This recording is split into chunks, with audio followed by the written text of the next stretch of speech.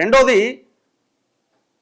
కొండా సురేఖ ఓఎస్డీగా ఉన్న Sumanth and Rohin Reddy Deccan cements ముగ్గురు కలిసి కూర్చున్నారు. అందులో సుమంత్ గన్ను తీసిండని ఉత్తమ్ కుమార్ రెడ్డి కంప్లైంట్ చేసినట్టుగా ఇంటెలిజెన్స్ ఐజీ నాకే చెప్పిండని కొండా సురేఖ గారు చెప్పడం జరిగింది. ఆమె మాటల్ని కొండా సుష్మిత గారు బయట పెట్టడం జరిగింది.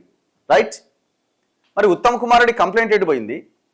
ఉత్తమ్ కుమార్ రెడ్డి కంప్లైంట్ ఇచ్చిండా? ఉత్తమ్ కుమార్ రెడ్డికి ఇంకెవరు చేతనని ఇప్పించిండా? మరి ఆ సుమంత్ తీసిన గన్ను ఎటు పోయింది? నిజంగానే గన్ను తీసిండా తీయలేదా? తీస్తే ఎవరి గన్ను? అక్కడే కూర్చున్న రోహిన్ రెడ్డి చూస్తూ ఉండిపోయిండా? మరి ఆయన ఎందుకు నోరు విప్పలేడు? ఆయన ముఖ్యమంత్రికి చాలా దగ్గరగా. మరి ఇవన్నీ ప్రశ్నలకు ఎవరు సమాధానం చెప్పాలి?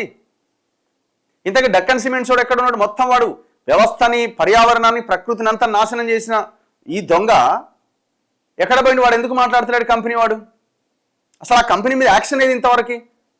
రోహిన్ రెడ్డి మొత్తం డాక్యుమెంటేషన్ అంతా రెడీ చేసుకొని పసుపులేటి సురేష్ అనే ఒక వ్యక్తి ఇన్ఫర్మేషన్ ఇస్తే ఆ డేటానంతా తీసుకొని మీరు ఏం చేసిర్రు?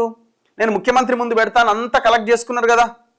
మరి ఆ డాక్యుమెంటేషన్ అంతా ఏమైంది? ముఖ్యమంత్రికి ఇచ్చిర్రా? ముఖ్యమంత్రికి ఇస్తే చర్యలు ఎటుపోయినాయి? హుజూర్ నగర్ ఎమ్మెల్యేగా ఉన్న ఉత్తమ్ కుమార్ రెడ్డి గారు మీరు ఈ డెక్కన్ సిమెంట్స్ మీద, అంజనీ సిమెంట్స్ మీద మీ అభిప్రాయం ఏంది?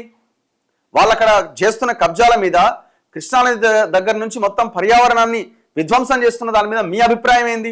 దాని మీద ఏమైనా యాక్షన్ తీసుకోమంటారా వద్దంటారా?